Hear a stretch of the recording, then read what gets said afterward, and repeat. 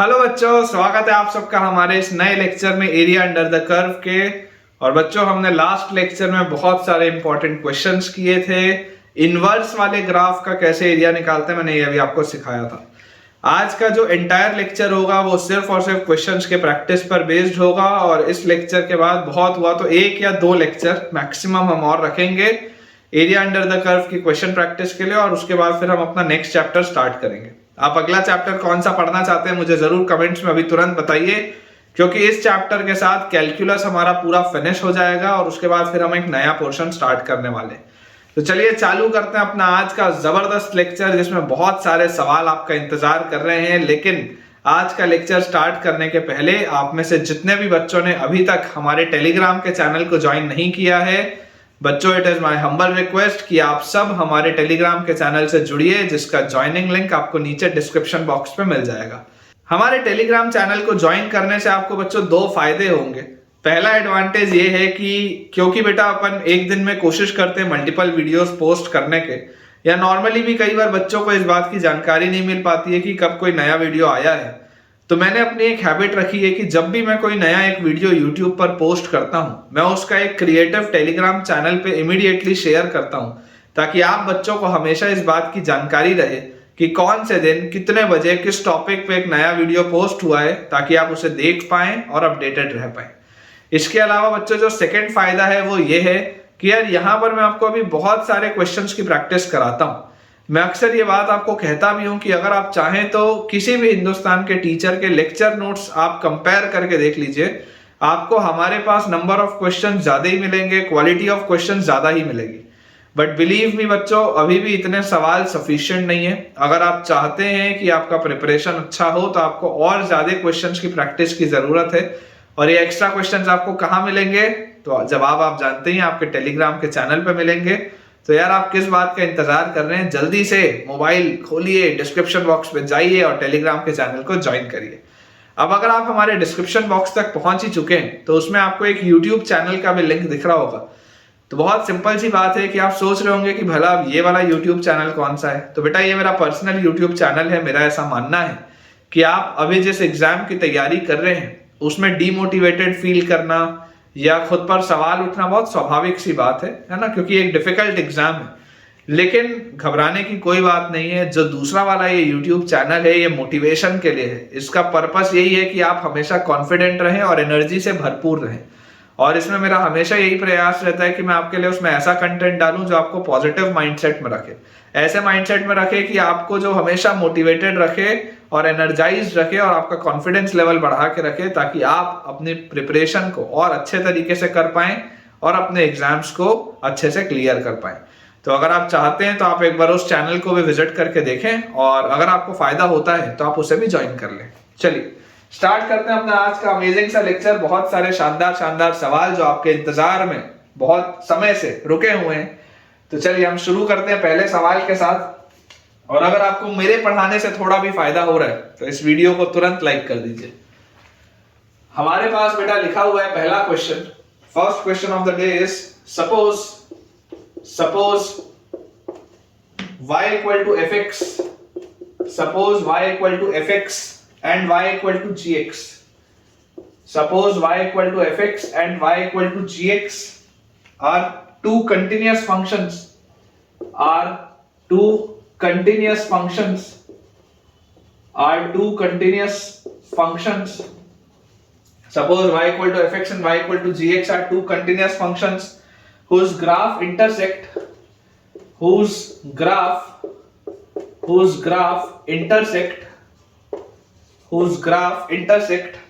at 3 points, whose graph intersect at 3 points, 3 point से बच्चों इसका ग्राफ इंटरसेक्ट करता है। उस graph intersect at 3 points 0,4, 0,4, 2,2, 0,4, 2,2 and 4,0. 0,4, 2,2 and 4,0 with fx greater than gx, with fx greater than gx, with fx greater than gx for 0 less than x less than 2। जब x का variation 0 से 2 के बीच में है and fx less than gx and fx less than gx for 2 less than x less than 4। ये अपने पास बच्चों सवाल दिया है, if इंटीग्रल 0 से लेकर 4 तक, if इंटीग्रल 0 से लेकर 4 तक fx minus gx, if integral 0 to 4 fx minus gx dx is equal to 10, अगर इस इंटीग्रल की वैल्यू 10 है एंड इंटीग्रल 2 से लेकर 4 तक, एंड इंटीग्रल 2 से लेकर 4 तक gx minus fx, and integral 2 से लेकर 4 तक gx minus fx dx is equal to 5 है, then find the area between the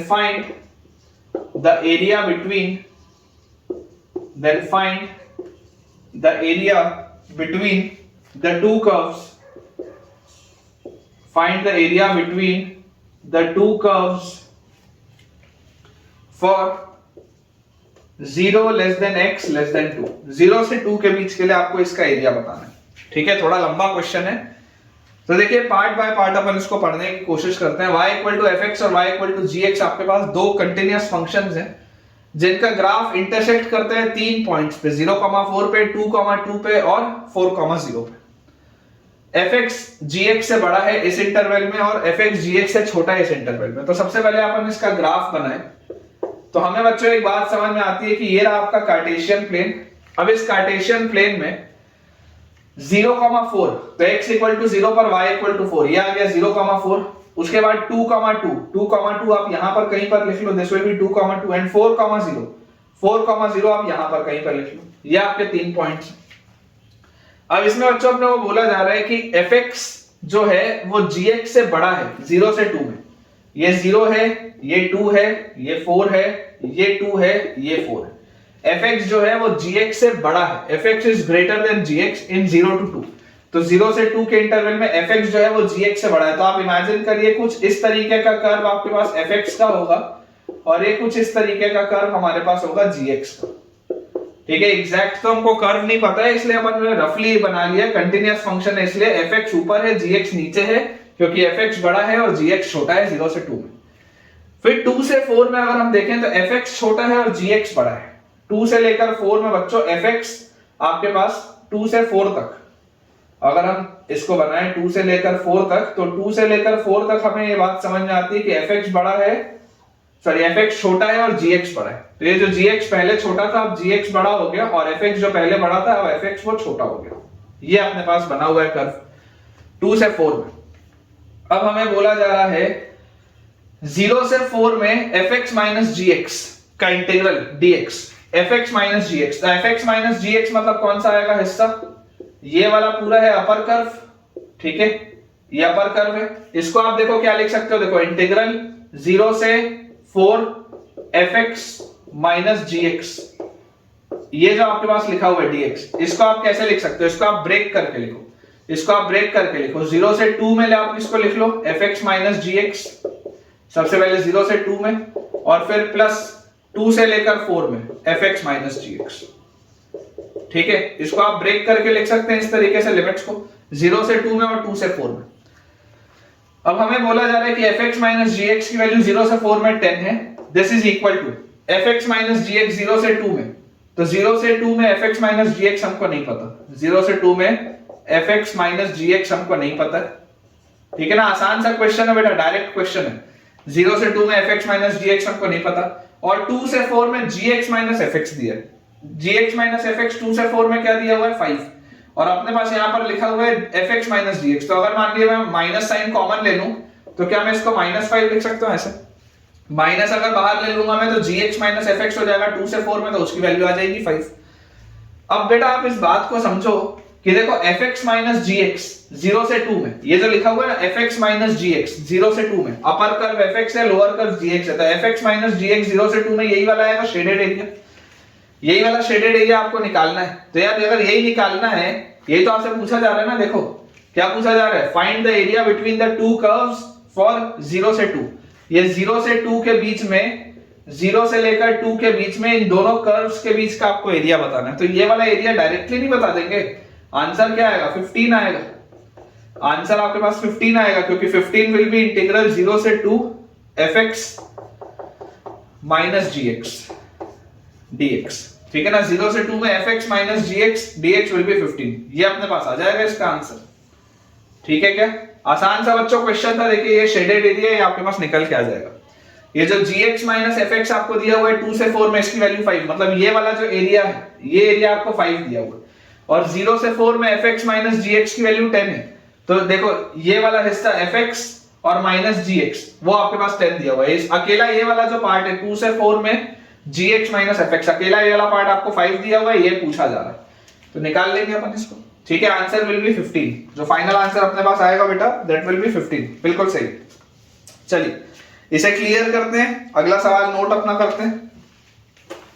question बेटा अपने पास लिखा हुआ है अगला कि late a be a positive, let a be a positive constant number, be a positive, let a be a positive constant number, constant number, consider two curves, consider two curves, consider two curves, C1 अपने पास दिया हुआ है y equal to e raise to the power x,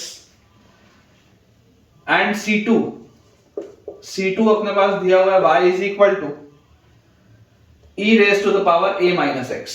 consider two curves C1 and C2, let S be the area, let S be the area, let S be the area of the part, area of the part, let S be the area of the part surrounding by, surrounded by, let S be the area of the part surrounded by C1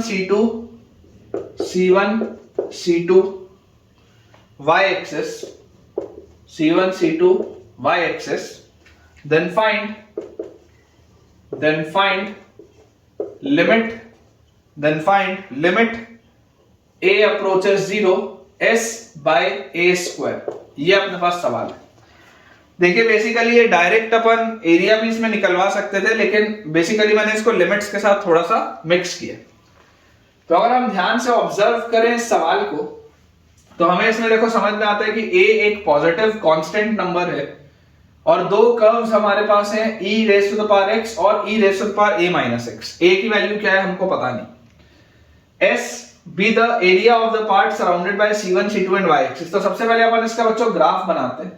अगर हम देखें e raise to the power x का graph, तो e raise to the power x का graph कुछ ऐसा होगा, ठीक है ना। This will be the graph of y is equal to e raise to the power x। अब अगर e raise to the power x का मुझे ग्राफ मिल गया, तो सेकंड मेरे पास कर्व है e raise to the power a minus x, ठीक है। अब देखो x की वैल्यू 0 पर, ये वाला पॉइंट तो आएगा आपके पास 1, तो दिस विल बी 0,1। लेकिन जब आप x की वैल्यू 0 यहां पर रखोगे, तो x की वैल्यू 0 पर ये आपके पास आएगा e की पावर a, ये आपके पास बच्चों आ जाएगा e raise to the power a, और a आपके पास एक पॉजिटिव नंबर है।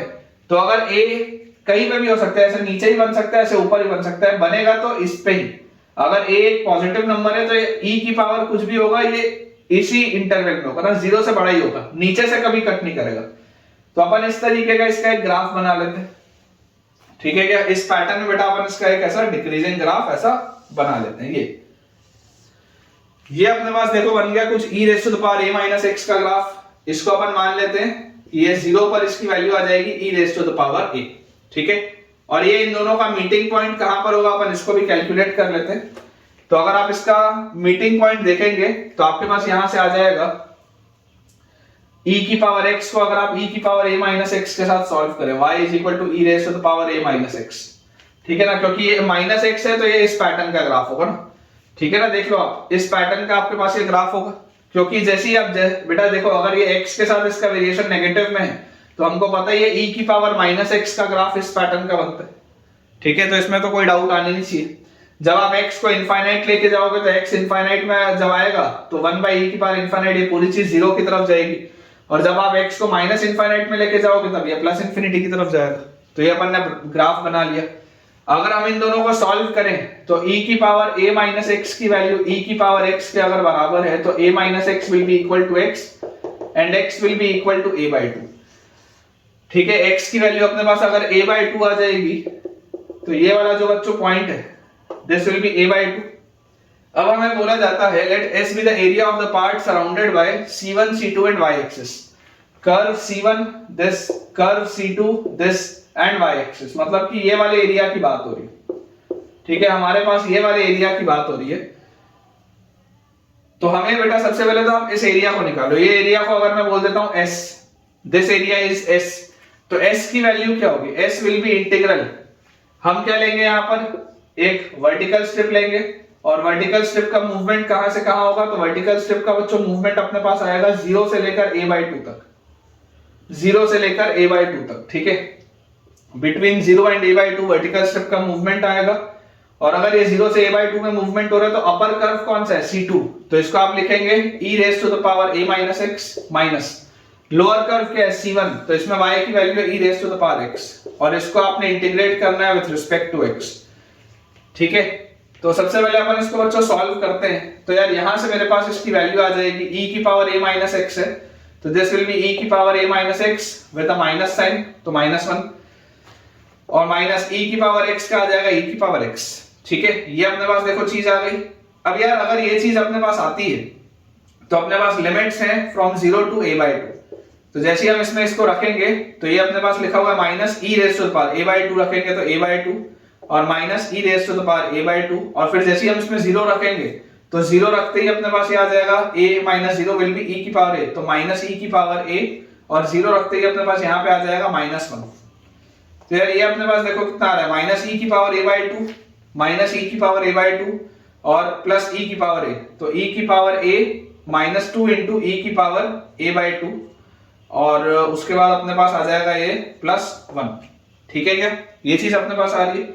यार ये मुझे ऐसा दिखाई देता है, ये जो लिखा हुआ है ये तो e की पावर a बाई 2 -1 का होल स्क्वायर लिखा है। देखो एक बार ध्यान से, अगर आप इसको एक्सपैंड करते तो a स्क्वायर, इसका स्क्वायर करने से ये आ जाता, फिर प्लस b स्क्वायर करने से आ जाता और -2ab करने से आ जाता। तो ये अपने पास आ गया area. This is basically s। अब हमें बोला जा रहा है s by a square, limit a approaches 0 s by a square. तो बेटा लिमिट a अप्रोचेस 0 s क्या है? e की पावर a बाय 2 -1 का whole square by a square, ये अपने पास लिखा हुआ है। तो इसको हम देखो क्या लिख सकते हैं, इसको हम ऐसे लिख सकते हैं e की power a by 2 -1 by a और इस पूरे का आप इसको होल स्क्वायर कर सकते हो क्योंकि ये भी स्क्वायर है तो अपन इसको ऐसा लिख सकते हैं। अब अगर बेटा मैं आपको बोल दूं कि ये अंदर बाय 2 भी कर दो और यहां पर भी एक 2 कर दो, अंदर ही ब्रैकेट के अंदर ही बाय 2 और मल्टीप्लाइड बाय 2, तो बच्चों ये e की power a by 2 -1 by a by 2 ये वाली जो पूरी प्रोफाइल है ये तो पूरी की पूरी प्रोफाइल 1 की तरफ जाएगी। व्हेन a अप्रोचेस 0, तो देखो ये 0 बाय 0 की प्रोफाइल थी, ये स्पेशल एक केस है, तो इस पूरे की वैल्यू किसकी तरफ जाएगी? 1 की तरफ। तो अंदर आपके पास यहाँ बचा 1 और 1 बाय 2 और उसका स्क्वायर, तो फाइनल आंसर अपने पास क्या आ जाएगा? फाइनल आंसर बच्चों विल बी 1 बाय 4। बिल्कुल सही है, फाइनल आंसर अपने पास जो आ जाएगा दैट विल बी 1 बाय 4। ठीक है, और ये अपने पास देखो एरिया इसका आ जाएगा e raise to the power a by 2 -1 का होल स्क्वायर। बिल्कुल करेक्ट है, e raise to the power a by 2 -1 का whole square and answer is 1 by 4। ऐसे छोटे छोटे से बहुत सारे सवाल हैं आज अपने को करने हैं। अगला बेटा अपने पास इसमें क्वेश्चन लिखा है find the area enclosed by the curve, area enclosed by the curve, find the area enclosed by the curve y is equal to x square plus 2x into e raised to the power minus x and the positive x-axis and the positive x-axis। अब बेटा देखिए, आपको एक चीज पता ही है कि अगर आपको एरिया का सवाल सॉल्व करना है तो सबसे जो पहली जरूरी बात होती है वो ये होती है कि आप इसका ग्राफ बनाएं। ठीक है ना, सबसे इंपॉर्टेंट चीज तो इसका ग्राफ बनाना है। तो यार देखो, अगर मैं इसका ग्राफ आपको बना के दिखाऊं, ऑल्दो ये मैंने आपको सिखाया हुआ है ट्रेसिंग द कर्व में, लेकिन बता देता हूं, कोई बात नहीं, ये आपके पास फंक्शन लिखा हुआ है, ठीक है, क्लियरली हमको दिखाई दे रहा है कि x की वैल्यू 0 पर इसकी वैल्यू क्या होगी, 0 होगी। ये बात अपने को दिखाई देती है कि जैसे ही आप x की वैल्यू 0 रखोगे तो इसकी वैल्यू आपके पास 0 आएगी। अब अगर x की वैल्यू 0 पर बच्चों इसकी वैल्यू आपके पास 0 आ रही है, आपको पॉजिटिव x एक्सिस के साथ इसका एरिया निकालना है, और x की वैल्यू -2 पर भी देखो x into x plus 2 upon e की पावर x, ये अपने पास दिया हुआ है। अगर हम ध्यान से इसको देखें तो हमारे पास सबसे पहले अपन इसको डिफरेंशिएट करते हैं, 0 पर इसकी वैल्यू 0 है और -2 पर इसकी वैल्यू 0 है। अगर हम इसको डिफरेंशिएट करें तो हमारे पास देखो f डैश x क्या आ जाएगा, f डैश x निकालने अगर तो नीचे आ जाएगा अपने पास e की पावर x का स्क्वायर, यहां आ जाएगा e की पावर x, इसका जो डिफरेंशिएशन है that is 2x plus 2 minus numerator जैसे सब्ट्रैक्ट करेंगे तो x स्क्वायर प्लस 2x, और e की पावर x का डिफरेंशिएशन विल बी e की पावर x, e की पावर x का फैक्टर कट गया तो यहां से अपने पास देखो आ जाता है ये -2x और ये +2x, ये भी कट गया तो न्यूमरेटर में अपने पास लिखा हुआ है 2 - x स्क्वायर अपॉन e की पावर x, ये अपने पास। और क्लियरली मुझे दिखाई दे रहा है कि ये दो जगह 0 होगा, √2 पे और -√2 पे। इसका मतलब क्या है, इसका बेटा जो ग्राफ होना चाहिए इसको आप इस तरीके से लिख लो, ये आपके पास यहां पर आ गया -√2, ये आपके पास आ गया +√2। अब क्योंकि ये नेगेटिव साइन के साथ है तो इधर नेगेटिव आएगा, इधर पॉजिटिव आएगा, इधर नेगेटिव आएगा, मतलब ये डिक्रीजिंग है फिर इंक्रीजिंग है फिर डिक्रीजिंग है। इस पैटर्न का आपके पास ग्राफ है। यहां पर बेटा देखो आपका ये कर्व ऐसा डिक्रीजिंग है, ठीक है, इस पे इसकी वैल्यू हो रही है 0, मतलब ये डिक्रीज होता होता यहां से कहीं से ऐसा आ रहा होगा। इस साइड में वैसे क्या हो रहा है आपको फर्क नहीं पड़ना चाहिए, लेकिन ये बात देखो अपने को समझ में आती है कि जैसे आप x को इंफिनिटी की तरफ लेके जाओगे, -∞ की तरफ, तो जब x की वैल्यू -∞ की तरफ जाएगी तो ये न्यूमरेटर बाय डिनोमिनेटर जब आप करोगे तो ये पूरी चीज इनफाइनाइट की तरफ जाएगी, ठीक है, आप करके देख लेना, कोई दिक्कत की बात नहीं है। ये जो पूरी की पूरी चीज है जब x -∞ की तरफ जाएगा तो ये पूरी चीज इनफाइनाइट हो जाएगी, फिर ये डिक्रीज होता होता -√2 तक ये डिक्रीज हुआ, फिर -√2 से √2 के बीच में ये इंक्रीज हो रहा है, ठीक है, ये ऐसे इंक्रीज होगा, और इंक्रीज होने के बाद फिर ये आपके पास देखो √2 के बाद डिक्रीज हो जाएगा, और जब आप x की वैल्यू इनफाइनाइट लेके जाओगे तो इनफाइनाइट में देखो ये इनफिनिटी बाय इनफिनिटी की प्रोफाइल बन रही है। इनफिनिटी बाय इनफिनिटी की अगर ये प्रोफाइल बन रही है, लॉपिटल लगा के अगर सॉल्व करोगे ना तो आपके पास इसका इस पैटर्न का ये ग्राफ आ जाएगा। जब x इंफिनिटी की तरफ जाएगा तब y की वैल्यू 0 की तरफ जाएगी, आपको ये समझ में आनी चाहिए बेटा बात।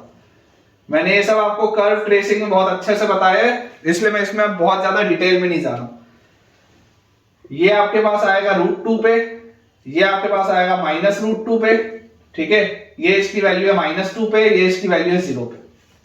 आपको इसमें बोल रहा है area enclosed by the curve this and the positive part of x axis, मतलब कि आपको ये वाले हिस्से को इंटीग्रेट करना है। तो यार ये जो आप एरिया जब निकालोगे तो एरिया आपके पास क्या आ जाएगा, इंटीग्रल कहां से कहां आप करोगे, 0 से लेकर इंफिनिटी तक, क्योंकि ये 0 से इंफिनिटी तक मूव कर रहा है।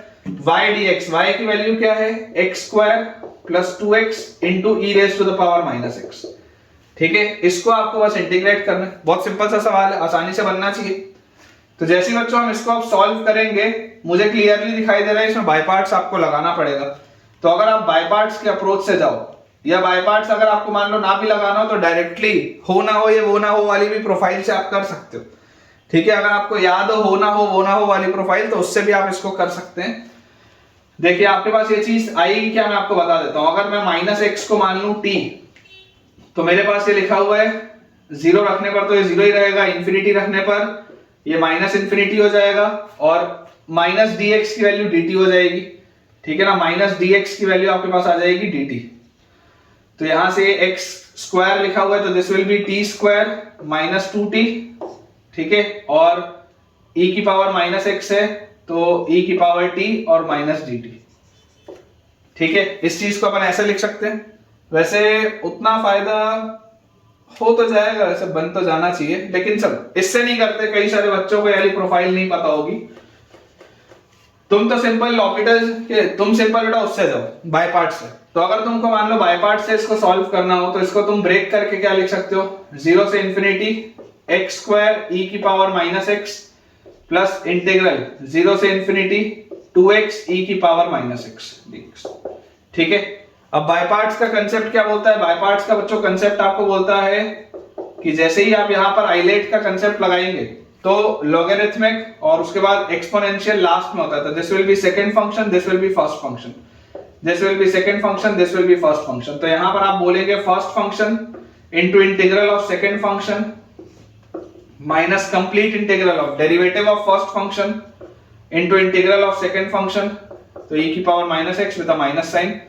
और यहां पर ये अपने पास देखो चीज आ गई, ठीक है, और उसके बाद अगेन वही देखो चीज लिखी हुई है एक बार और, ये 2x इंटू e की पावर माइनस x dx, वही वाली चीज तो लिखी हुई है।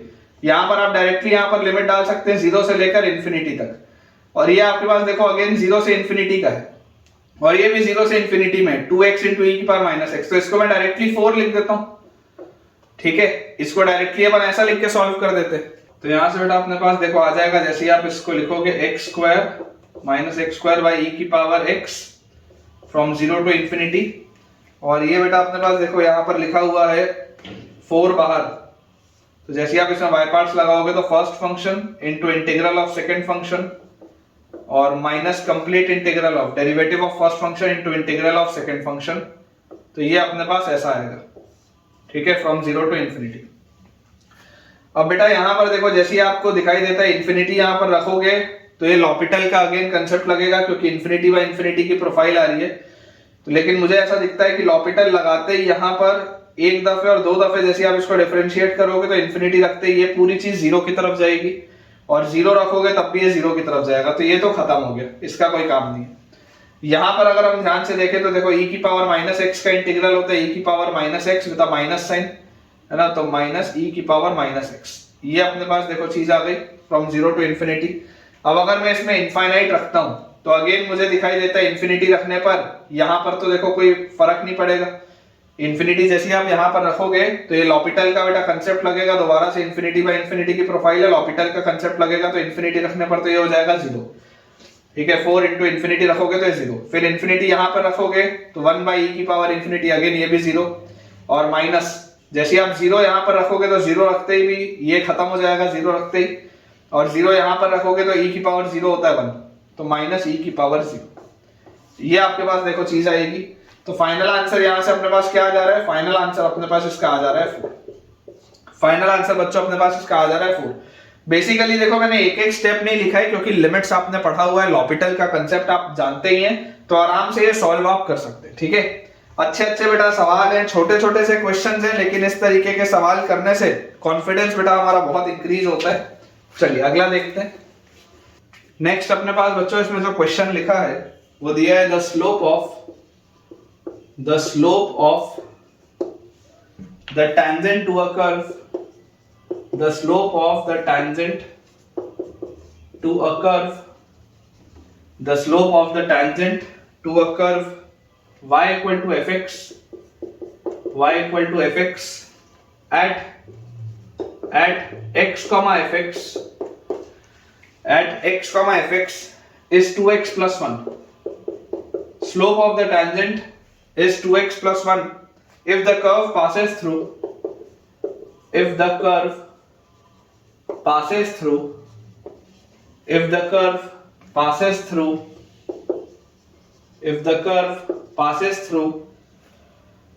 the point 1 comma 2 through the point 1 comma 2, if the curve passes through the point 1 comma 2, then find the area of the region,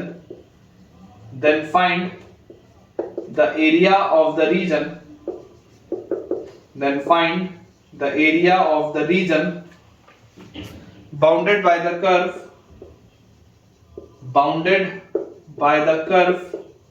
then find the area of the region bounded by the curve x-axis and the line x equal to 1, bounded by the curve x-axis and the line x equal to 1। देखिए बेटा इसको आराम से अपन solve करते हैं। लिखा हुआ है the slope of the tangent to a curve y equal to fx at x, fx is 2x plus 1। Slope क्या होता है टेंजेंट का? टेंजेंट का बच्चों स्लोप होता है बेसिकली dy by dx। है ना, छोटा सा डिफरेंशियल इक्वेशन दे दिया आपको, छोटा सा एक डिफरेंशियल इक्वेशन दे दिया। आप इमेजिन करिए अगर आपके पास इस तरीके का कोई एक कर्व है, तो ऐसे वाले कर्व में आपको अगर ये बोल रहा है कि ये किसी पॉइंट 1,2 से पास होता है, ठीक है, किसी पॉइंट 1,2 से ये पास होता है कर्व, और 1,2 से पास होने के अलावा आपको बोल रहा है कि किसी पॉइंट x, fx पे, किसी पॉइंट x, fx पे, let us say this is some point x, fx, x रखोगे तो fx मिलेगा। जो स्लोप है टेंजेंट का, मतलब dy by dx की वैल्यू, dy by dx की वैल्यू एट x, fx आपको दी हुई है 2x + 1। तो अगर बेटा dy by dx की वैल्यू मेरे पास 2x + 1 है, तो यहां से इस डिफरेंशियल इक्वेशन को बहुत आसानी से आप सॉल्व कर सकते हैं। dy will be 2x + 1 into dx, integrate मुझे करना है, तो y की वैल्यू मेरे पास आ जाएगी 2x का x², 1 का x plus some constant of integration c। क्योंकि ये पास होता है 1,2 से, मतलब कि 1 और 2 इसको सेटिस्फाई करेगा, तो यहां से बच्चों c की वैल्यू आ गई 0। तो कर्व आपके पास आ गया y = x² + x। ये आपके पास अगर कर्व आ गया, इसका मतलब देखिए इसका जो एक्चुअल ग्राफ होगा, अगर आपके पास कर्व आ गया x² + x, तो इसका एक्चुअल ग्राफ किस तरीके का होगा मैं आपको बता देता हूं। क्लियरली आपको दिखाई दे रहा है कि इसको आप लिख सकते हो x × x + 1, मतलब कि ये बेटा -1 और 0, -1 और 0, ये ऐसा आपके पास कर्व होगा, कुछ इस पैटर्न का आपके पास कर्व होगा। ये किसी पॉइंट 1,2 से पास होता है, ठीक है, और किसी अन्य पॉइंट पे इसका जो स्लोप है ये dy by dx है, किसी और पॉइंट पे इसका जो स्लोप है dy by dx है, ये अपने पास देखो दिया हुआ है।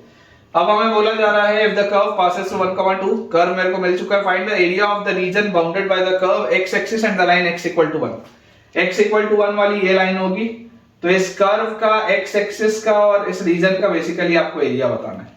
मुझे ये वाला एरिया बताना है, area bounded by the region, area bounded by the curve x axis and x = 1। तो ये x = 1 है, यहां पर x = 0 है। अगर बेटा इसको मुझे एरिया निकालना है, तो अपन क्या करेंगे, एक वर्टिकल स्ट्रिप लेंगे, और वर्टिकल स्ट्रिप लेके जैसे हम इसको सॉल्व करेंगे, तो एरिया अपने पास क्या आ जाएगा, area will be integral of 0 to 1, 0 से लेकर 1 तक मुझे इसको इंटीग्रेट करना है। और आपके पास जो कर्व है, curve is x² + x, y की वैल्यू है x² + x, और इसको इंटीग्रेट कर देंगे विद रिस्पेक्ट टू x, तो यहां से अपने पास आ जाएगा x³ / 3 प्लस x² / 2, लिमिट आ जाएगी 0 से लेकर 1 तक, 1 रखेंगे तो 1/3 प्लस 1/2, 0 रखेंगे तो कुछ नहीं आएगा, 2 + 3 5/6, ये इसका एरिया आ रहा है यार, 2 + 3 5/6, 5/6 इज द एरिया। बिल्कुल सही, अपन ने जो बच्चों सॉल्व करके निकाला है दैट इज एक्यूरेट। ठीक है, छोटा सा सवाल था, डिफरेंशियल इक्वेशन के साथ मिक्सिंग हो गई इसकी। चलिए अगला देखते हैं। नेक्स्ट अपने पास बच्चों इसमें सवाल दिया है कि find the area bounded,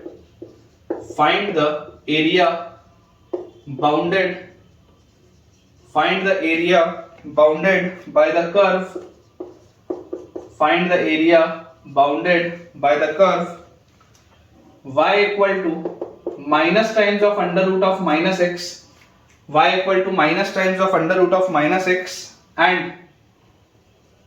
x is equal to minus times of under root of minus y, where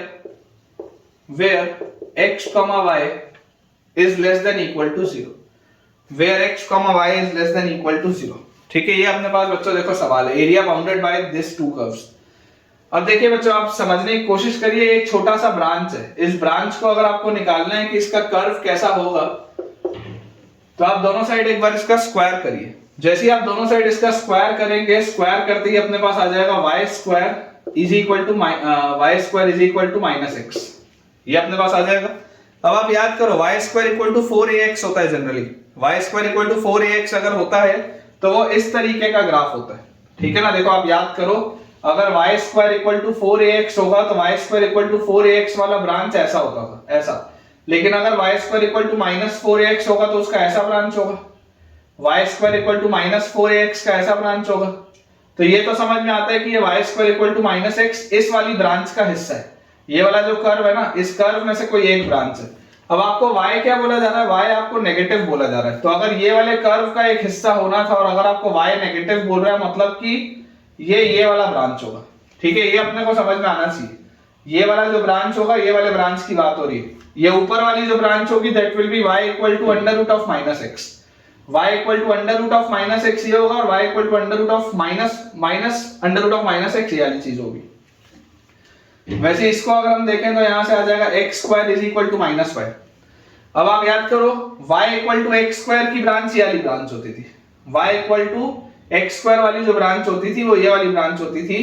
अब अगर आपके पास बोला जा रहा है x square equal to minus y, मतलब y हमेशा नेगेटिव होगा, तो ऐसी वाली ब्रांच आपको बोला जा रहा है, ऐसी वाली ब्रांच आपको बोला जा रहा है। और इस ब्रांच में भी y अगर नेगेटिव है तो ऐसी वाली ब्रांच बोला जा रहा है। और इस ब्रांच में भी बच्चों आप देखिए x भी नेगेटिव है, तो अगर x भी नेगेटिव है मतलब कि ये ऐसी ब्रांच होगी, ये वाली ब्रांच होगी। तो आप याद करिए पैराबोला के लिए मैंने आपको एक स्टैंडर्ड रिजल्ट बताया था, मैंने पैराबोला के लिए आपको एक स्टैंडर्ड रिजल्ट बताया था। ये जो पत्ती बनती है, ये जो लीफ बनती है बेटा, इस लीफ का एरिया क्या होता है? इस लीफ का एरिया अगर आपको स्टैंडर्ड रिजल्ट याद हो तो लीफ का एरिया होता है 16 AB/3, इसका मॉड्यूलस। लीफ का एरिया अपने पास होता है 16 AB/3, ठीक है, इसका मॉड्यूलस होता है लीफ का एरिया। तो यार यहां से देखो मुझे समझ में आता है y स्क्वायर इक्वल टू अगर मैं 4ax बोलता हूं तो 4a की वैल्यू -1 होगी, तो यहां से a की वैल्यू आ जाएगी -1/4, और x square is equal to 4by होता है तो 4b की वैल्यू भी -1 होगी, तो b की वैल्यू आ जाएगी -1/4। तो एरिया अपने पास आ जाएगा 16/3 इंटू a इज -1/4, b भी है -1/4, इसका मॉड भी अपन लगा लेते हैं, 4 4 16 माइनस कट जाएगा। फाइनल आंसर यार 1/3 आ रहा है, फाइनल आंसर अपने पास 1/3 आ रहा है, बिल्कुल सही है, आसान सा सवाल है, फाइनल आंसर इज 1/3। चलिए अगला देखते हैं। नेक्स्ट बेटा अपने पास इसमें क्वेश्चन लिखा हुआ है find the area bounded by the curve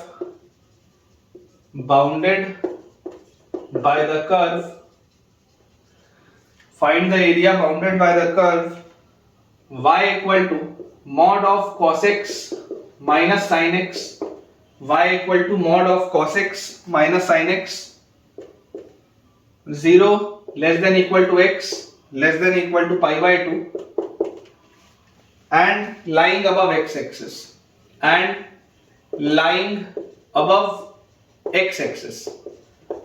आपको बच्चों वो वाला एरिया इसमें बताना है जो कि इस कर्व के में लाई करता है, एक्स एक्सिस के ऊपर है और इस इंटरवल में, ठीक है। ये अपने पास देखिए सवाल है, तो मैं आपको बोलता हूं कि यार सबसे पहले आप कर्व को थोड़ा सा सिंप्लीफाई करो। जो mod of cos x minus sin x लिखा है इसको थोड़ा सा सबसे पहले सिंप्लीफाई करना जरूरी है। तो इसको सिंप्लीफाई करने के लिए हम क्या बोलते हैं, √2 से मल्टीप्लाई कर दो और √2 से डिवाइड कर दो, और इसको आप लिख लो ऐसे cos π/4 into cos x minus sin π/4 into sin x, ऐसा आप इसको लिख सकते हो। √2 से मल्टीप्लाई किया, √2 से डिवाइड किया, तो ये लिखा हुआ है cos A cos B minus sin A sin B, cos A cos B minus sin A sin B। तो cos A cos B minus sin A sin B क्या होता है, cos of A plus B, cos A cos B minus sin A sin B is cos of A plus B, तो √2 into cos of A plus B, तो ये अपने पास आ जाएगा x प्लस π/4, ठीक है क्या, √2 times cos of x plus π/4 अपने पास ये चीज आ जाएगी। और इसका बच्चों मॉड्यूलस और लगा हुआ है, इसका बच्चों अपने पास मॉड्यूलस और लगा हुआ है, ठीक है ना। ये बेटा ट्रिग्नोमेट्री के रिजल्ट्स हैं, आपको याद होने चाहिए। sin of a plus b होता है sin a cos b plus cos a sin b, sin of a minus b होता है sin a cos b minus cos a sin b, लेकिन cos में उल्टा हो जाता है, cos of a plus b होता है cos a cos b minus sin a sin b, और cos of a minus b होता है cos a cos b plus sin a sin b। तो यहाँ पर देखो cos of a plus b है तो this will B cos a cos b minus sin a sin b, ठीक है। अब अगर इस x प्लस π/4 को बेटा मैं बोल दूं थीटा और सिंप्लीफाई कर दूं, अगर मैं आपको बोल दूं कि this x plus π/4 is theta, तो यहां से बच्चों अपने पास आ जाएगा, देखो थीटा का वेरिएशन कहां से कहां आएगा। अगर x का वेरिएशन है 0 से π/2, x का जो वेरिएशन है दैट लाइज फ्रॉम 0 टू π/2, तो x प्लस π/4 जो होगा, x प्लस π/4 का बच्चों वेरिएशन अपने पास आ जाएगा यहां पर π/2 प्लस π/4 इज 3π/4 और π/4 से 3π/4 में, ये अपने पास इसका वेरिएशन आ जाएगा थीटा का वेरिएशन आ जाएगा फ्रॉम π/4 टू 3π/4। और ये जो बेटा ग्राफ बना हुआ है ये बना हुआ है √2 cos थीटा का, √2 मॉड ऑफ cos थीटा का। तो आप सबसे पहले इस बात को समझिए कि ये cos थीटा का ग्राफ है जो √2 से मल्टीप्लाई हुआ और फिर पूरी चीज मॉड्यूलस हो गई। तो हम सबसे पहले ऐसा करते हैं, इसके में cos थीटा का ग्राफ बनाते हैं। देखिए अगर आपको √2 cos थीटा का ग्राफ बनाना हो तो x की वैल्यू 1 पर इसकी वैल्यू क्या थी, x की वैल्यू जब आप 1 रखेंगे, तो सॉरी x की वैल्यू जब आप 0 रखेंगे तो 0 पर cos की वैल्यू क्या होती है ना। यहां पर अगर आप थीटा की वैल्यू मैं बोलता हूं 0 रखते हैं, ये जो है ये पूरी चीज आपके पास थीटा है बेसिकली, दिस इज थीटा। तो थीटा का पहले हम अगर थीटा की वैल्यू 0 देखते हैं तो थीटा की वैल्यू 0 पर cos 0 की वैल्यू 1 होती है और 1 इंटू √2, ये √2 से आपका ग्राफ स्टार्ट होता इस तरीके से।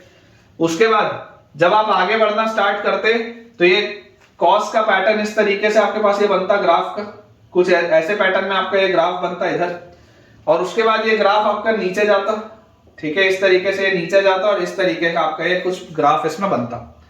मुझे यहां पर दिखाई देता है कि देखो x की वैल्यू 0 पर या थीटा की वैल्यू 0 पर ये आपके पास हो रहा है। अब जब आप थीटा की वैल्यू π/4 रखोगे तो थीटा की वैल्यू π/4 आप रखोगे तो cos π/4 क्या होता है, cos π/4 होता है 1/√2 और 1/√2, तो यहां पर इसकी वैल्यू आएगी 1, ठीक है, यहां पर इसकी वैल्यू अपने पास आ जाएगी 1, π/4 रखने पर ये वैल्यू अपने पास आएगी 1।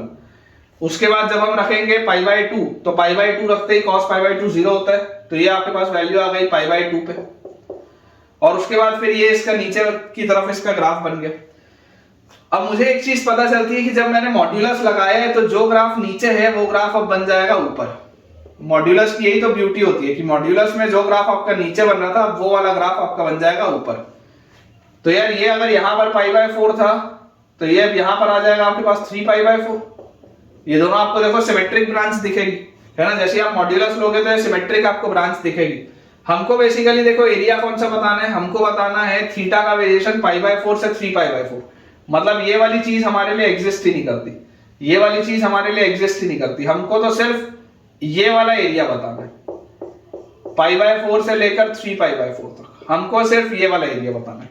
तो मैं आपको बेटा एक सिंपल सी बात बोलता हूं कि आप तो कोई भी एक एरिया निकालो और उसका डबल कर दो, आप कोई भी एक एरिया निकाल के इसका डबल कर दो। जैसे ये वाली जो ब्रांच है, ये वाली ब्रांच को आप क्या बोलते हैं, ये वाली ब्रांच को बच्चों आप बोलते हैं √2 टाइम्स cos थीटा, है ना। ये तो मैंने पूरा का पूरा देखो थीटा बोल दिया ना, इसको, इस पूरे को तो मैंने थीटा बोल दिया, ये आपका y है ना। अब x की तो बात ही नहीं हो रही, अब मैं थीटा की वैल्यूज रख रहा हूं, थीटा की वैल्यू 0, फिर थीटा की वैल्यू मैंने बोली π/4, ये पूरा थीटा का वेरिएशन है।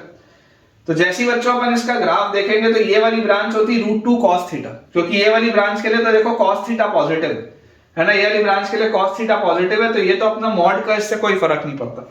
तो हम सिर्फ ये वाली ब्रांच निकाल लेते हैं और ये वाली ब्रांच को निकालने के बाद हम उसको एरिया को डबल कर देंगे, तो हमारे पास इसका इंटीग्रेशन आ जाएगा, जो required area that will be twice of integral, इसका डबल कर देता हूं, एक का एरिया निकाल लेते हैं। तो π/4 से लेकर π/2 तक, π/4 से लेकर π/2 तक देखो ये अपर कर्व कौन सा है, √2 cos थीटा, और लोअर कर्व तो ये बेसिकली थीटा इक्वल टू 0 वाली लाइन है, y इक्वल टू 0 वाली लाइन, तो यहां पर आपके पास आ जाएगा d थीटा, ठीक है। ये आपने ऐसे एक वर्टिकल स्ट्रिप मान ली और इसके हिसाब से आपने इसको सॉल्व कर लिया। 2 इसलिए मैंने लगा दिया क्योंकि दोनों का एरिया सेम ही होगा सिमेट्री की वजह से। तो यहां से अपने पास आ गया 2√2 बाहर, और cos थीटा का इंटीग्रल होता है sin थीटा, और लिमिट मेरे पास दी हुई है फ्रॉम π/4 टू π/2, तो यहां से अपने पास आ जाएगा 2√2 बाहर, अंदर sin π/2 is 1 minus sin π/4 is 1/√2, तो यहां से अपने पास आ जाता है 2√2 और माइनस 2√2 इंटू 1/√2 इज 2√2 माइनस 2, तो यहां से 2 बाहर, अंदर आ जाएगा √2 माइनस 1, ये आंसर आता है यार, चेक कर लो बेटा, ये आपके पास आंसर आना चाहिए 2√2 माइनस 2, बिल्कुल सही है। 2√2 माइनस 2 अपने पास इसमें आंसर दिया हुआ है विच इज एक्यूरेट। थोड़ा सा बस आपको ये वाली चीज प्ले करना आना चाहिए कि किस तरीके से ट्रांसफॉर्मेशन करना है। ये हमने जो किया दिस इज बेसिकली ट्रांसफॉर्मेशन, ये सब ट्रिग्नोमेट्री में पढ़ाया जाता है। फेज 1 की ट्रिग्नोमेट्री जो क्लास 11th में होती है कि आप सिंगल साइन या सिंगल कोसाइन में कैसे इसको बदलते हैं, ये सारी चीजें उसमें आती है, ठीक है। अगर आप में से बेटा किसी को भी ये वाले पोर्शन में डाउट है तो मैं रिकमेंड करूंगा आप क्लास 11th की प्लेलिस्ट में कंपाउंड एंगल्स वाली जो ट्रिग्नोमेट्री है एक बार उसे जरूर देखें। नेक्स्ट बेटा अपने पास इसमें क्वेश्चन दिया है, find the area bounded bye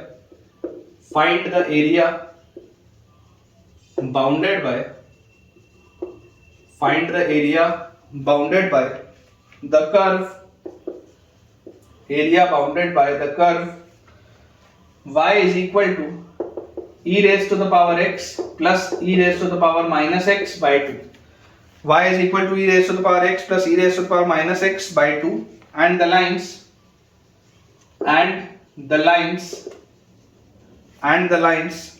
y equal to 0 and the lines y equal to 0, x equal to ln 2 and x equal to ln half ये अपने पास बच्चों सवाल है। अगेन सबसे जो इंपॉर्टेंट चीज है, सबसे पहले आपको इसका ग्राफ पता होना चाहिए, बनाना आना चाहिए। तो देखो ये लिखा क्या हुआ है, ये अपने पास लिखा है y is equal to e raised to the power x plus 1 by e raised to the power x by 2, ये अपने पास लिखा हुआ है। एक चीज तो समझ में आती है कि एक पॉजिटिव फंक्शन है, ये हमेशा ही पॉजिटिव रहेगा, ये कभी भी नेगेटिव नहीं हो सकता। और मुझे एक बात ये भी समझ में आती है क्योंकि ये पॉजिटिव है तो न्यूमरेटर की मिनिमम वैल्यू 2 होगी, मतलब इस फंक्शन की मिनिमम वैल्यू 1 आएगी। इतना मुझे देख के समझ में आता है कि ये फंक्शन ऑलवेज पॉजिटिव है और इसकी मिनिमम वैल्यू आएगी 1, ये मुझे समझ में आता है। लेकिन अपन इसको और सिंप्लीफाई करते हैं तो अपन इसको लिख सकते हैं e की power 2x plus 1 by 2 into e की पावर x, ये आपको बेसिकली फंक्शन दिया है, ठीक है।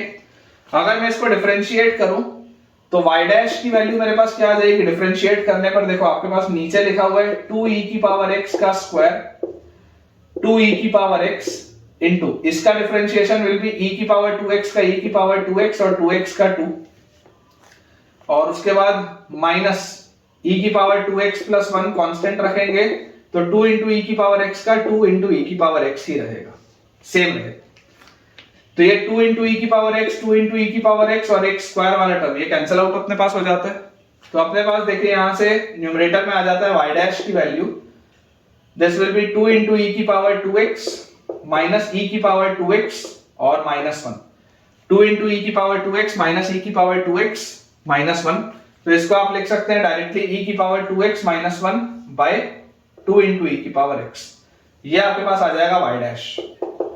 क्लियरली मुझे एक चीज जो समझ में आ रही है वो ये है कि x की वैल्यू 0 रखते ही आपके पास ये पूरी चीज जब 0 होगी तब x की वैल्यू आएगी 0, जब ये पूरी की पूरी चीज 0 होगी तब x की वैल्यू आएगी 0, क्योंकि x की वैल्यू 0 रखोगे तो ये पूरी चीज आ जाती है 0। तो इसका ये बात तो समझ में आती है कि सिर्फ एक ही मिनिमा का पॉइंट है। तो आप इसका अगर बेटा ग्राफ प्लॉट करेंगे तो इसका ग्राफ आपके पास इस तरीके का आएगा, है ना। ये हमको पता ही है कि इसका ये ग्राफ कुछ ऐसा आएगा, कुछ इस पैटर्न का इसका ये ग्राफ होगा। इसकी मिनिमम वैल्यू अपने पास आ जाएगी एट 0,1, x की वैल्यू 0 रखते ही y की value 1 will be the minimum value. अब अगर ये चीज मेरे पास आ चुकी है तो मुझे बोला जा रहा है area bounded by this curve and the lines y equal to 0, y equal to 0 मतलब तो x एक्सिस होता है, तो this line is y equal to 0, x equal to ln half, x equal to ln half मतलब देखो base इसका और base भी 1 से बड़ा है और नंबर भी 1 से बड़ा है, तो ln हाफ तो इधर होगा कहीं पे, this will be x equal to ln half, ठीक है। ये अपने पास आ जाएगा this will be x equal to ln half, और ये आपके पास है this will be x equal to ln2, ये आपके पास है ln हाफ, तो this will be x equal to minus ln2, तो ये आपके पास यहां पर कहीं पर आ जाएगा x equal to minus ln2। ये अपने को सॉल्व करना है, ठीक है। ये आपके पास देखो y दिया हुआ है, ये आपके पास देखो y दिया हुआ है, ठीक है। तो अगर मुझे इसका एरिया निकालना है मतलब मुझे ये वाला रीजन का एरिया बताना है, ये वाला जो पूरा रीजन है मुझे इसका एरिया बताना है। तो इसका एरिया क्या हो जाएगा, area will be integral from minus ln2 से लेकर ln2 तक, माइनस ln2 से लेकर ln2 तक, यही आपका कर्व है।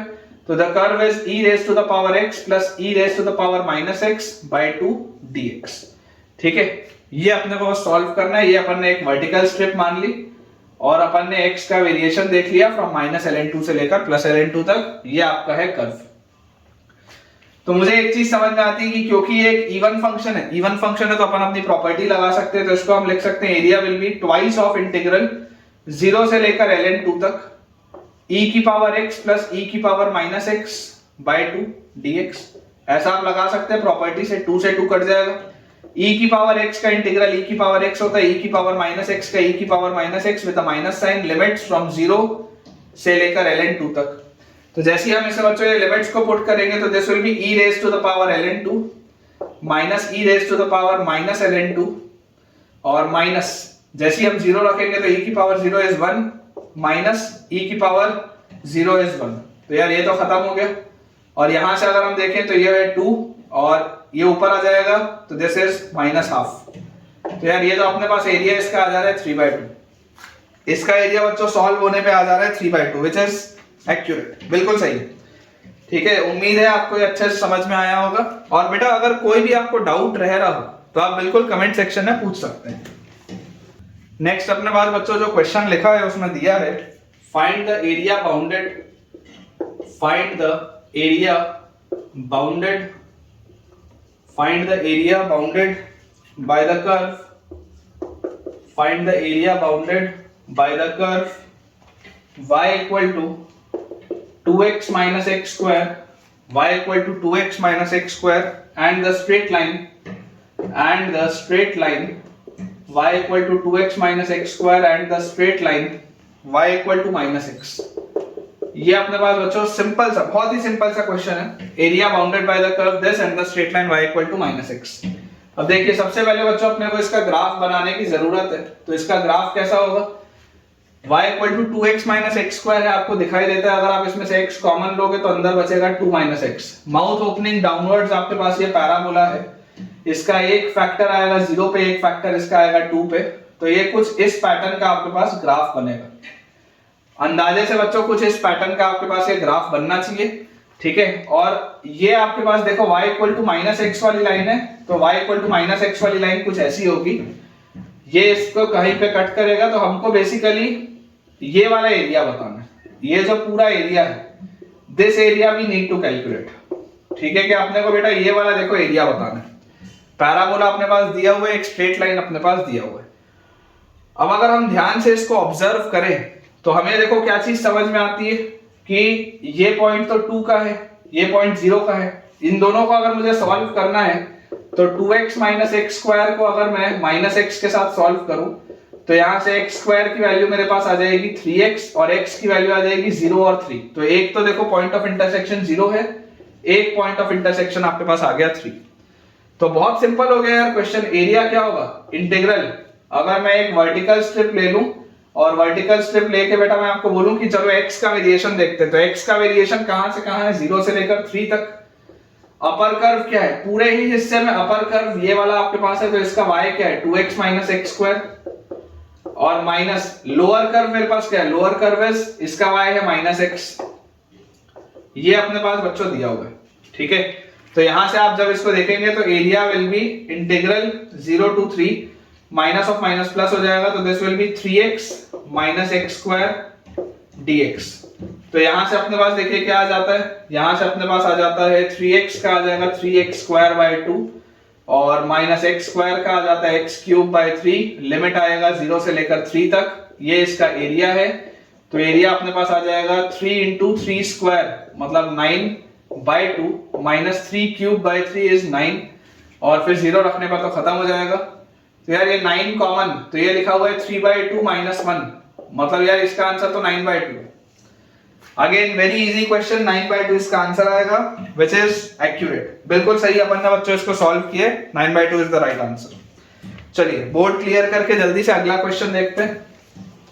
नेक्स्ट बेटा अपने पास इसमें सवाल दिया है find the area enclosed bye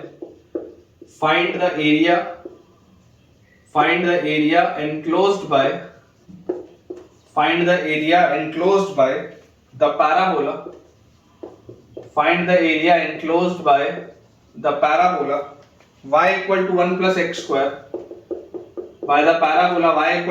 x square and the normal drawn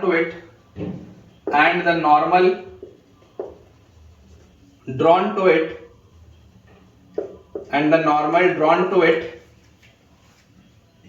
with gradient -1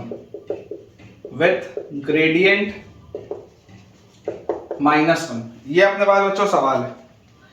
अपने को देखो क्या बोला जा रहा है, area enclosed by the parabola y equal to 1 plus x square and the normal drawn to it with gradient -1। Gradient मतलब बच्चों स्लोप होता है। तो देखिए इसका सॉल्यूशन देखते हैं। अगर हम इसका ग्राफ बनाएं तो y equal to 1 plus x square आपके पास कुछ ऐसा इसका ग्राफ होगा। ठीक है क्या, basically y equal to x square का ग्राफ एक यूनिट ऊपर चला गया। y equal to x square का ग्राफ एक यूनिट ऊपर चला गया। ये आपके पास पॉइंट आ गया x इक्वल टू 0 पर, y की वैल्यू देखो 1 आ जाएगी। ठीक है, अब आपको बोला जा रहा है कि इस पे आपने नॉर्मल बनाया, normal drawn to it with gradient -1। आप जो नॉर्मल बनाते हैं उसका स्लोप -1 है। स्लोप -1 मतलब क्या होता है? स्लोप -1 मतलब आपने एक इसमें ऐसी नॉर्मल बनानी है, आपने इसे बच्चों एक ऐसी नॉर्मल बनानी है जिसका स्लोप आपके पास -1 आएगा। तो जैसे आप इमेजिन करिए, ये अगर आपकी एक नॉर्मल लाइन है, ये आपकी अगर एक नॉर्मल लाइन है किसी पॉइंट पे, ठीक है, किसी पॉइंट पे अगर ये नॉर्मल लाइन है तो इस नॉर्मल लाइन का ग्रेडियंट -1 है, ग्रेडियंट इसका है आपके पास -1। तो अगर इसका स्लोप -1 है तो ये जो टेंजेंट लाइन होगी इसका स्लोप 1 होगा, स्लोप ऑफ टेंजेंट लाइन 1 होगा, है ना। ये स्लोप ऑफ नॉर्मल है, ये स्लोप ऑफ टेंजेंट है। तो स्लोप ऑफ टेंजेंट अगर मेरे पास 1 आएगा, क्योंकि नॉर्मल और tangent at the point of contact perpendicular होती है, तो टेंजेंट लाइन का स्लोप बेसिकली क्या होता है? dy by dx होता है। आप मान लीजिए let us say this point is some x1 y1, let us say this point is some x1 y1। तो अगर आप इसका स्लोप देखेंगे तो dy by dx आपके पास क्या आएगा? dy by dx यहां से आपके पास आ जाएगा 2x, और एट x1 y1 इसकी वैल्यू आपके पास आ जाएगी 2x1, और इस 2x1 की वैल्यू क्या है? Slope of tangent. ये जो स्लोप ऑफ टेंजेंट आपके पास आ रहा है at some point x1 y1, at some point x1 y1, ये जो स्लोप ऑफ टेंजेंट आपके पास आ रहा है ये कितना आ रहा है? 1 आ रहा है। तो यहां से देखो x1 की वैल्यू क्या हो गई? हाफ। और अगर बच्चों अपने पास x1 की वैल्यू हाफ आ गई तो x1 की वैल्यू हाफ रखते ही देखो x1 y1 है, तो ऑल्सो हमें ये बात पता है कि x1 y1 इसको सेटिस्फाई करेगा, तो y1 will be 1 plus x1 का स्क्वायर। तो यहां से अपने पास आ जाएगा y1 will be equal to 1 plus x1 का स्क्वायर मतलब 1/4। तो this comes out to be 5/4। y1 की वैल्यू अपने पास आ गई 5/4, ठीक है। टेंजेंट अपने ने बेटा स्लोप जैसी 1 बोला तो अपने पास पॉइंट ऑफ कांटेक्ट आ गया हाफ कमा 5/4। अब बोला जा रहा है ग्रेडियंट ड्रॉन, तो एरिया आपको बताना है ना। Area enclosed by the parabola this and the normal drawn to it. तो इस पैराबोला का और इस नॉर्मल का आपको बच्चों बताना है इसका एरिया कितना एनक्लोज हो रहा होगा। तो बेटा आप इसमें सोच के देखिए कि अगर आप इसको बैक ट्रेस करेंगे तो बैक ट्रेस करने पे हम क्या पाएंगे कि ये कहीं यहां से ऐसे आपकी आ रही होगी, ये टेंजेंट वाली लाइन, ये टेंजेंट वाली लाइन ऐसी कहीं सॉरी ये नॉर्मल वाली लाइन कहीं से ऐसी आ रही होगी। तो ये वाला जो पूरा एरिया है, ये वाला जो पूरा एरिया, ये अपने को बताना है। Area enclosed by the parabola and the normal, ये वाला एरिया अपने को बताना है। तो इस एरिया को बताने के लिए मुझे इसमें क्या करना पड़ेगा? एक वर्टिकल स्ट्रिप मानना पड़ेगा, और उसके बाद इस वर्टिकल स्ट्रिप का वेरिएशन देखना पड़ेगा। तो ये वाला पॉइंट तो मुझे मिल गया, ये वाला पॉइंट अभी निकालना बचा है, ये वाला पॉइंट अभी निकालना इसमें बचा है। तो अपन ऐसा करते हैं, सबसे पहले अपन नॉर्मल का इक्वेशन लिखते हैं। Equation of normal, equation of normal बच्चों अगर अपन देखें तो हमें एक चीज समझ में आती है कि नॉर्मल वाली लाइन का ग्रेडियंट मुझे पता है, पॉइंट मुझे पता है। तो point slope form, point slope form क्या होता है? y minus y1 is equal to slope into x minus x1। तो x1 अपने पास है हाफ, तो यहां से आ जाएगा y minus 5/4 is equal to minus x plus half. तो यहां से अपने पास आ गया x plus y is equal to, इसको आप बोल सकते हैं 5/4 यहां आएगा तो 2/4 और 5/4 is 7/4। x plus y is equal to 7/4। ये आपकी लाइन हो गई बेटा, this is the normal. y की वैल्यू आपके पास आ जा रही है माइनस x प्लस 7/4, ठीक है। ये अपने पास आ गई नॉर्मल लाइन। अब अपने को ये वाला भी पॉइंट निकालना देखो जरूरी है कि ये नॉर्मल लाइन का ये वाले कर्व के साथ इंटरसेक्शन कहां पर हो रहा है, तभी तो आप इसको फिर upper curve minus lower curve करके सॉल्व कर पाओगे। तो पॉइंट ऑफ इंटरसेक्शन निकालने के लिए y की वैल्यू यहां पर है 1 प्लस एक्स स्क्वायर, और y की वैल्यू यहां पर है माइनस एक्स प्लस 7/4।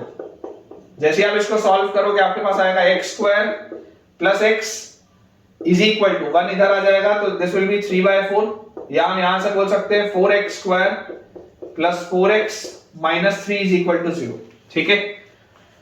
तो यहां से बेटा अपने पास आएगा 4x square plus 6x minus 2x minus 3 is equal to 0, 2x common और एक 2x प्लस 3 आएगा, फिर माइनस 1 कॉमन तो 2x प्लस 3 आएगा। ये अपने पास आता है। तो x की वैल्यू बच्चों अपने पास आएगी हाफ या माइनस 3/2। ये देखो x की वैल्यू हाफ तो अपने को पता ही है, और ये वाले जो x की वैल्यू होगी दिस विल बी माइनस 3/2। ये अपन ने सॉल्व करके निकाल लिया। तो एरिया जो होगा, एरिया विल बी इंटीग्रल कहां से कहां तक? माइनस 3/2 से लेकर हाफ तक। अपर कर्व क्या है? ये स्ट्रेट लाइन आपकी अपर कर्व है, तो इसके लिए y है माइनस एक्स प्लस 7/4 और इसमें से आपको सब्ट्रैक्ट करना है लोअर कर्व को। तो लोअर कर्व का y क्या है, लोअर वाले कर्व का y है 1 + x²। ये आपके पास दिया हुआ है, इस पूरे को आपको बच्चों करना है integrate with respect to x। तो यहां से देखिए आपके पास क्या आ जाएगा, -x है तो -x²/2, फिर 7/4 -4/4 इज 3/4 तो प्लस 3x/4, और उसके बाद -x² है तो -x³/3। लिमिट्स हमारे पास आ जाती है -3/2 से लेकर 1/2 तक। लिमिट्स आ जाती है -3/2 से लेकर 1/2 तक। तो बच्चों जैसे ही आप इसमें वैल्यूज को पुट करेंगे, अपन यहां पर इसको सॉल्व कर लेते हैं, वैल्यूज रख के देख लेते हैं। 1/2 जैसे रखूंगा तो -1/4 और 2 -1/8, फिर 1/2 यहां पर रखूंगा तो +3/8, उसके बाद 1/2 यहां पर रखेंगे तो -1/8 और 3 तो -1/24, और सब्ट्रैक्ट अब करना है इसमें से -3/2 अगर रखेंगे तो अपने पास आ जाएगा -9/8। ठीक है, यहां से आएगा -9/4 और 2 है तो -9/8, फिर -3/2 यहां पर रखोगे तो अगेन -9/8, और फिर -3/2 इसमें रखोगे तो आपके पास आ जाएगा यहां पर रखते ही बेटा ये प्लस हो जाएगा तो +27/8 और नीचे 3 है तो +9/8 आ जाएगा। ये अपने पास आएगा। देखो अगर मैंने कैलकुलेशन मिस्टेक ना किया हो तो ये अपने पास आना चाहिए। यहां से -9/8 +9/8 कट गया, तो और ये 3/8 -1/8 इज 2/8, 2/8 इज 1/4 -1/24 +9/8। क्लियरली इसका एलसीएम 24 है तो यहां आएगा 6 -1 और +27। तो यहां से बच्चों अपने पास देखो क्या चीज आ जाती है, 27 में से एक गया 26 और 6 आ जाएगा 32, 32/24। पूरे में अपने पास 8 का फैक्टर कॉमन है तो 4/3 इसका आंसर होना चाहिए। देख लेते हैं एक बार, बिल्कुल सही है बच्चों, 4/3 इज द राइट आंसर। अपन ने बिल्कुल सही सॉल्व किया, थोड़ा सा अगेन ये भी कैलकुलेटिव था लेकिन बिल्कुल करेक्ट अपना आंसर आया। चलिए अगला देखते हैं। अगला बच्चों अपने पास इसमें सवाल लिखा है, find the area bounded by the curve, find the area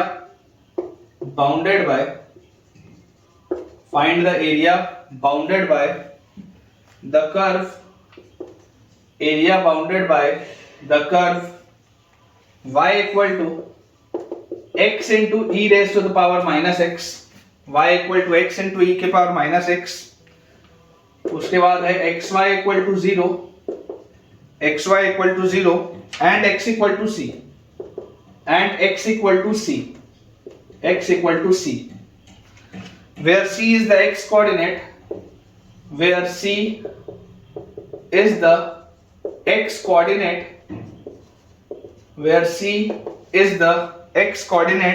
of the curve's inflection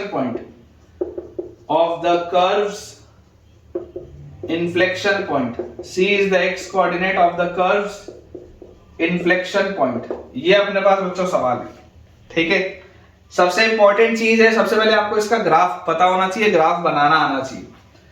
तो आप देखिए बेटा, y की वैल्यू अपने पास दी हुई है x into e raised to the power -x, ये अपने पास दिया हुआ है कर्व। तो यार यहां से इसको मैं लिख सकता हूं x by e raised to the power x।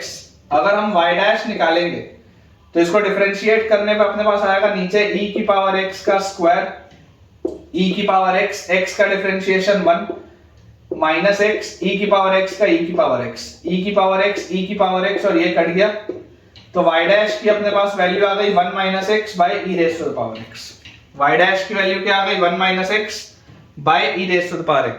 ठीक है, अब अगर ये अपने पास y' आ गया तो ये बात तो पता चल गई कि इसका एक जो बेटा पॉइंट आ रहा है वो कहां पर आ रहा है, क्रिटिकल पॉइंट इसका आ रहा है 1 पे। 1 से अगर बड़ा होगा तो नेगेटिव होगा, 1 से छोटे में पॉजिटिव होगा, मतलब कि ऐसे इंक्रीजिंग है और फिर डिक्रीजिंग। आपका बच्चों जो फंक्शन है पहले इंक्रीजिंग है, उसके बाद ये फंक्शन जो है वो डिक्रीजिंग है 1 के बाद से।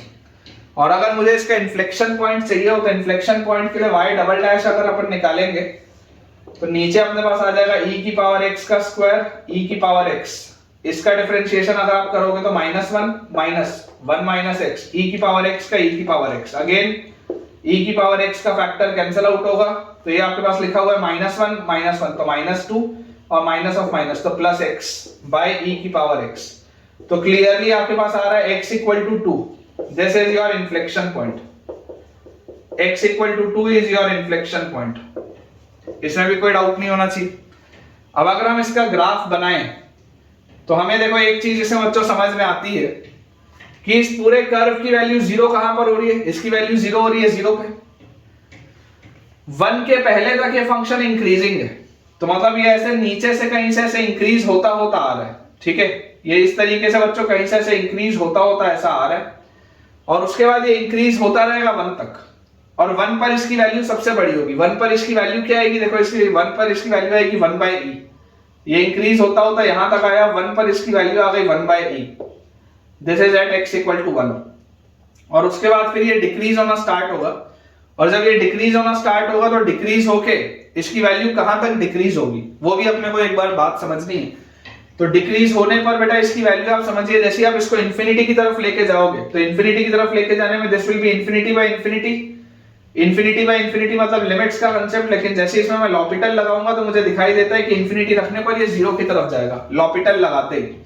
तो इसको अपन थोड़ा सा और अच्छे से बना लेते हैं, ठीक है। ये अपने पास देखो इस तरीके से ये ग्राफ ऐसा इंक्रीजिंग है, और ये यहाँ पे उसके बाद यहाँ से ऐसा डिक्रीज करना ऐसे स्टार्ट हुआ, ठीक है। ये अपने पास इसका ग्राफ दिया, ये इसका अप्रोक्सीमेट अपन ने बेटा देखो ग्राफ ट्रेस किया, ठीक है। और क्लियरली अपने को दिखाई दे रहा है कि x इक्वल टू 2 पर पॉइंट ऑफ इन्फ्लेक्शन है, मतलब 2 के पहले तक ये कॉन्केव डाउन है और 2 के बाद ये कॉन्केव अप है। 2 के पहले तक ये कॉन्केव डाउन है और 2 के बाद ये कॉन्केव अप है, तो 2 is the point of inflection. बोला जा रहा है area bounded by the curve this xy equal to 0। xy equal to 0 मतलब क्या होता है, this is basically the combined equation of coordinate axis. This is basically the combined equation of coordinate axis, मतलब कि x equal to 0 and y equal to 0, ठीक है। Combined equation of coordinate axis होता है xy इक्वल टू 0। तो आपको बोला जा रहा है area bounded by the curve y axis x axis and x equal to c where c is the x coordinate of the curve's inflection point। तो x equal to c के बीच में, x axis के बीच में और y axis के बीच में हमको ये वाला बच्चों एरिया निकालना है। देखो ये एरिया अपने को कैलकुलेट करना है बेटा। ये वाला एरिया डायरेक्टली आप देखो कैसे निकाल सकते हो, ये आप ले लो एक वर्टिकल स्टेप, इसका इंटीग्रेशन आप कहां से कहां करोगे 0 से 2, तो इंटीग्रल 0 से 2, यही आपका इकलौता एक कर्व है। तो कर्व है आपके पास x into e की power -x dx। Simple by parts का क्वेश्चन है, ठीक है। इसको आप मान लीजिए second function, this is first function, तो आपके पास आ जाएगा first function into integral of second minus complete integral of derivative of first into integral of second, ठीक है। ये अपने पास आ जाएगा, और उसके बाद e की पावर -x का इंटीग्रल आप डायरेक्टली कैसे लिख सकते हैं, दिस विल बी -e की पावर -x, ठीक है। ये चीज अपने पास आ जाती है। लिमिट्स अब हम देखेंगे तो लिमिट्स आ जाएंगे 0 से लेकर 2 तक।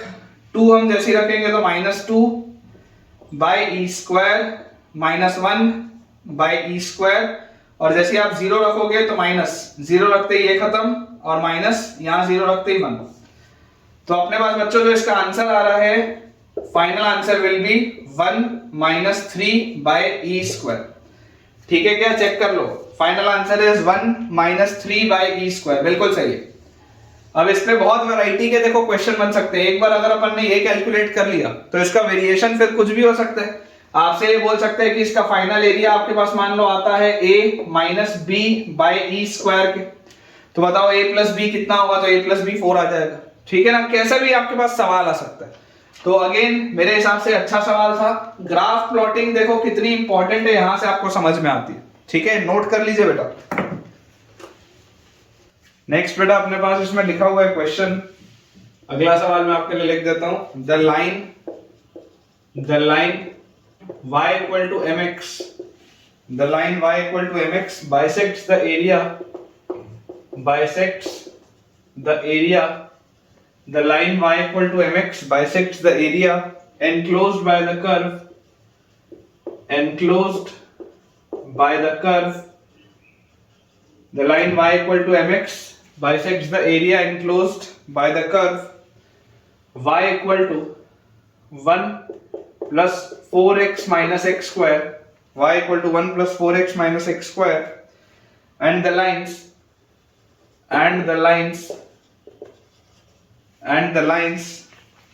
x equal to 0 x equal to 3/2 and y equal to 0, x equal to 0, x equal to 3/2 and y equal to 0। Question है फाइंड m, फाइंड m। ये अपने पास बच्चों सवाल दिया हुआ है। देखिए आपको बोला जा रहा है कि ये कर्व है, इस कर्व को line y equal to mx bisect करता है एरिया को इनके बीच के। सबसे पहले अपन इस कर्व को बेटा ड्रॉ करते हैं। देखिए आपको क्लियरली दिख रहा है कि ये एक क्वाड्रेटिक है, माउथ ओपनिंग डाउनवर्ड्स क्वाड्रेटिक है, ठीक है। इस पैटर्न का आपके पास एक ये क्वाड्रेटिक कर्व बनेगा। अब इसमें आप बच्चों अगर ध्यान से देखेंगे तो देखिए इस कर्व का x इक्वल टू जब आप 0 रखोगे तो x इक्वल टू 0 रखने पर y की वैल्यू क्या आ रही है, 1 आ रही है। तो x इक्वल टू 0 रखने पर तो y की वैल्यू 1 आ जाती है, ठीक है। अच्छा इसका वर्टेक्स कहां पे आएगा, तो इसका वर्टेक्स आपके पास आएगा -b/2a पे, मतलब -4/-2 into a, मतलब -1, मतलब इसका वर्टेक्स आएगा 2 पे। इसका वर्टेक्स बच्चों आएगा 2 पे। तो इसका जो ग्राफ आपके पास बनेगा वो कुछ इस पैटर्न का बच्चों इसका ये ग्राफ बनना चाहिए, कुछ इस पैटर्न का आपके पास बच्चों इसका ग्राफ बनना चाहिए। ये आपके पास आ गया x इक्वल टू 0 पर इसकी वैल्यू 1, और ये इसका बच्चों आ गया आपके पास वर्टेक्स, ठीक है। वर्टेक्स इसका आएगा x इक्वल टू 2 पे, x इक्वल टू 2 पे इसका अपने पास ये वर्टेक्स आ गया, ठीक है।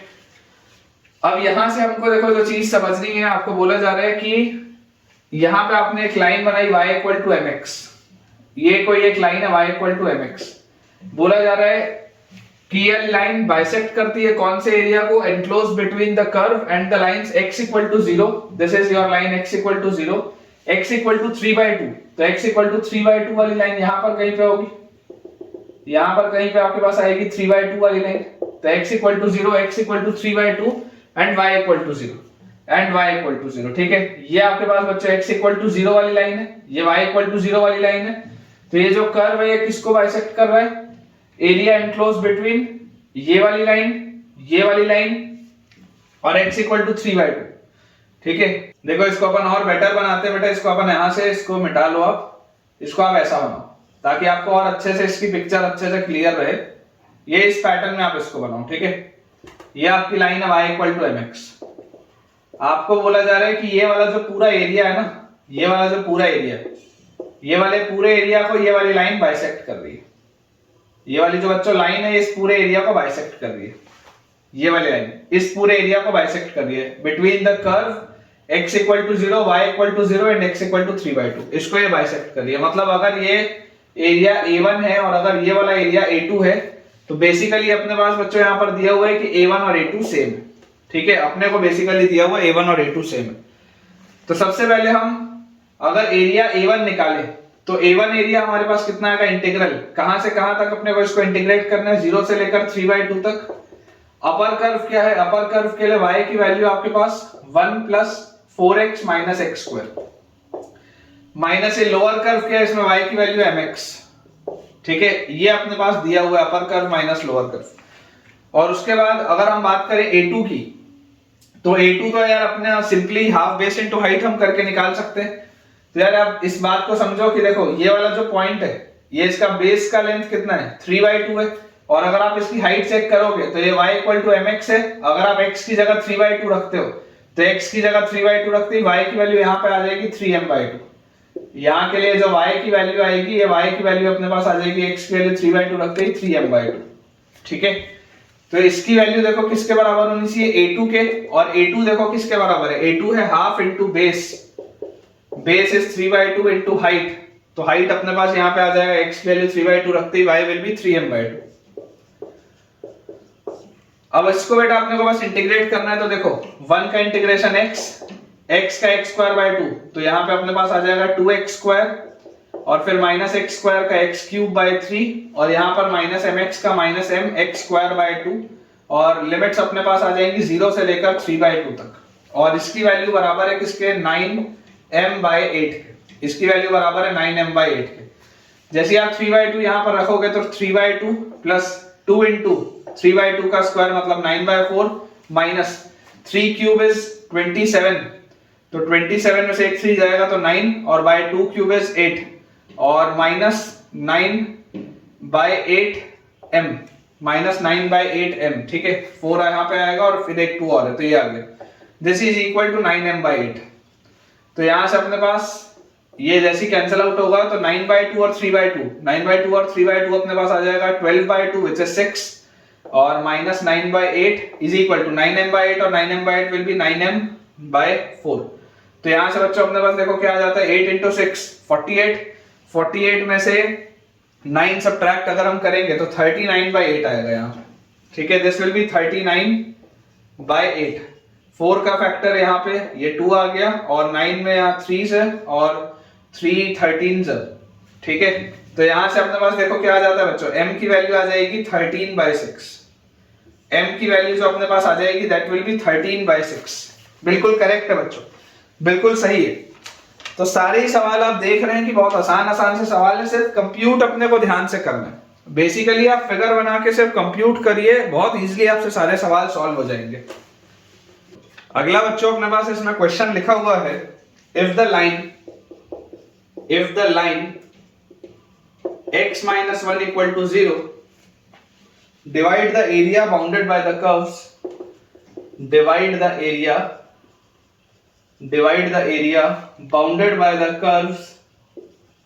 bounded by the curves if the line x minus 1 equal to 0 divide the area bounded by the curves 2x plus 1 is equal to under root of 4y plus 1, 2x plus 1 is equal to under root of 4y plus 1, y equal to x and y equal to 2 and y equal to 2 in two regions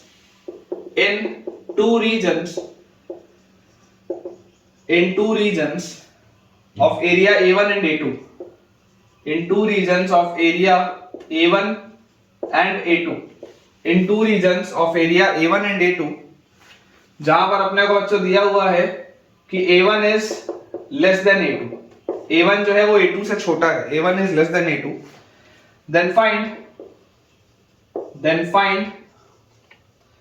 1 by A1 square minus 1 by A2 square, then find 1 by A1 square minus 1 by A2 square। ठीक है, ये अपने पास देखिए सवाल, एक बार दोबारा read करते हैं। If the line x minus 1 equal to 0 divide the area bounded by the curves। अब सबसे पहले आप ये वाले कर्व को देखिए, थोड़ा सा डिफरेंट पैटर्न में लिखा हुआ है तो इसको अपन थोड़ा सिंपलीफाई करते हैं। दिया है अपने पास 2x plus 1 is equal to under root of 4y plus 1, 2x plus 1 is equal to under root of 4y plus 1। जैसे आप इसमें स्क्वायर करेंगे तो स्क्वायर करते ही आपके पास आ जाएगा 4x square plus 4x plus 1, 4x square plus 4x plus 1 is equal to 4y plus 1। ये प्लस 1 से प्लस 1 गया और ये जो बच्चों 4 का फैक्टर है कैंसिल आउट हो जाएगा, तो कर्व आपका है y equal to x square plus x। देख लीजिए, जैसे आप इसको स्क्वायर करेंगे आपके पास कर्व आ जाएगा y equal to x square plus x। y equal to x square plus x मतलब अगर आप x कॉमन लेंगे तो अंदर बचा हुआ x plus 1। तो ये हमारे ये कर्व है बेटा, इसको दोबारा अपन बना लेते हैं। ये बेटा अपने पास देखो कर्व दिया हुआ है y equal to x square plus x है, मतलब x की वैल्यू 0 और x की वैल्यू -1, ये इसके दो रूट्स हैं। ठीक है, कि x equal to 0 और x equal to -1 ये इसके बच्चों दो रूट्स हैं। फिर उसके बाद एक लाइन है y equal to x, तो y equal to x वाली लाइन कुछ ऐसी अपने पास ये बनी है ना, this is y equal to x वाली लाइन। और उसके बाद अपने पास एक लाइन बच्चों दी हुई है y equal to 2, तो y equal to 2 वाली लाइन अपने पास कुछ इस तरीके की होगी। ठीक है, यहां पर अपन बच्चों देखो एक चीज देख लेते हैं कि ये आपके पास देखो ये वाला जो पॉइंट है y equal to x वाला पॉइंट, ये y equal to x वाला पॉइंट ये ओरिजिन से पास हो रहा है और ये वाला भी कर्व ओरिजिन से पास हो रहा है। ठीक है ना, मतलब ये वाले पॉइंट पे दोनों एक दूसरे को टच कर रहे होंगे। ठीक है, उसके बाद अगर आप चेक करेंगे, देखिए आपको अगर चेक करना हो कि इनके कितने इंटरसेक्शन पॉइंट्स हैं तो आप इनके इंटरसेक्शन पॉइंट्स चेक कर लीजिए। Basically x square plus x को, ये वाले कर्व को अगर आप उसके साथ सॉल्व करोगे तो जैसे आप x स्क्वायर प्लस x को सॉल्व करोगे x के साथ, ताकि आपको ये पता चल जाए कि इनका इंटरसेक्शन पॉइंट कितनी जगह है, तो यहां से आपके पास आ जाएगा x square equal to 0। x square equal to 0 मतलब x इक्वल टू 0 पर ये इसमें टेंजेंट है, इसलिए देखो ये टेंजेंट जैसा मैंने बनाया है। ठीक है, और उसके बाद ये आपकी लाइन है बच्चों y equal to 2, this is your line y equal to 2। अब अपने को बोला इसमें ज्यादा है कि line x minus 1 equal to 0 divide the area bounded by the curve this y equal to x and y equal to 2, मतलब ये वाला जो एरिया है ये वाला जो पूरा का पूरा एरिया है, इस एरिया को लाइन x इक्वल टू 1, तो लाइन x इक्वल टू 1 अपने पास कहाँ आएगी?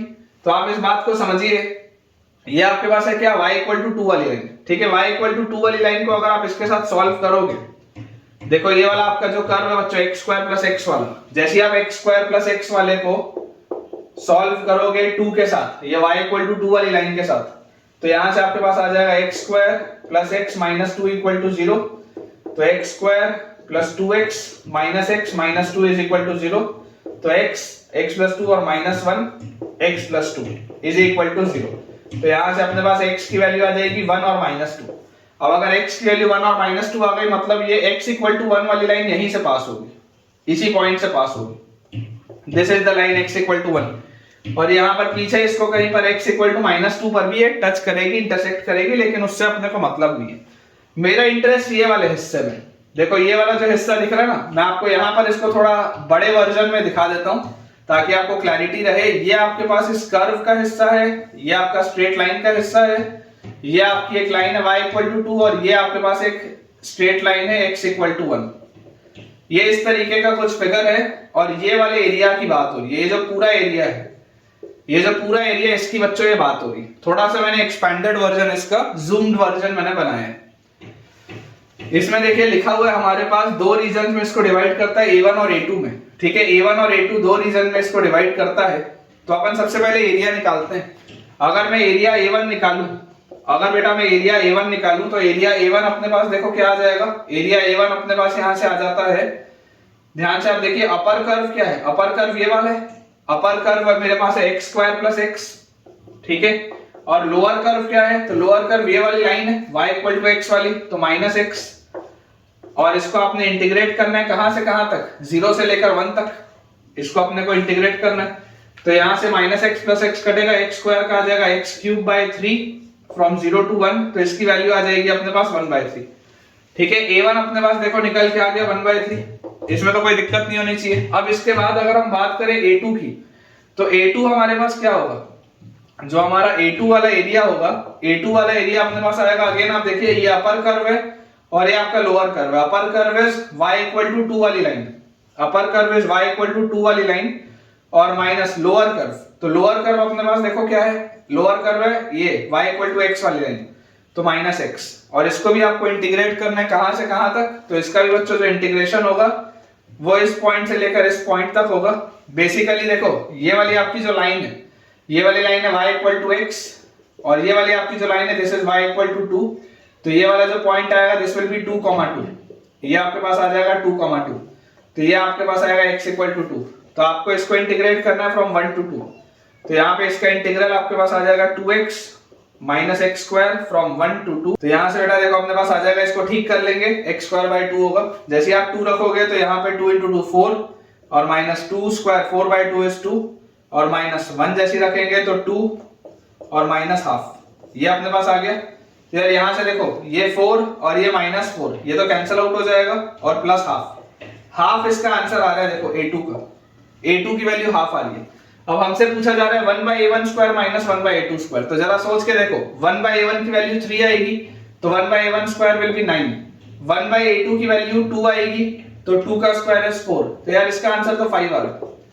इसका आंसर बच्चों अपने पास 5 आ जा रहा है, देख लो बिल्कुल सही, बिल्कुल अपन ने ठीक सॉल्व किया है। A1 की वैल्यू आ जाएगी 1/3 मतलब ये अपने पास आ गया 0.33 के आसपास, और A2 की वैल्यू अपने पास आ जाएगी 1/2 जो आ गया 0.5। क्लियरली आपको दिखाई दे रहा है कि A1 जो है वो A2 से छोटा है ना। A1 वाला हिस्सा बच्चों A2 वाले हिस्से से छोटा है, देख लो फिगर में आपको दिखाई दे रहा है ये बात, ठीक है। तो इसका आंसर आ जाएगा 5, बिल्कुल सही। चलिए अगला देखते हैं।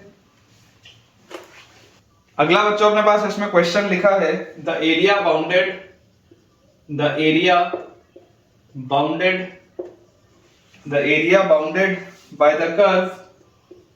by the curve y equal to x square, the area bounded by the curve y equal to x square and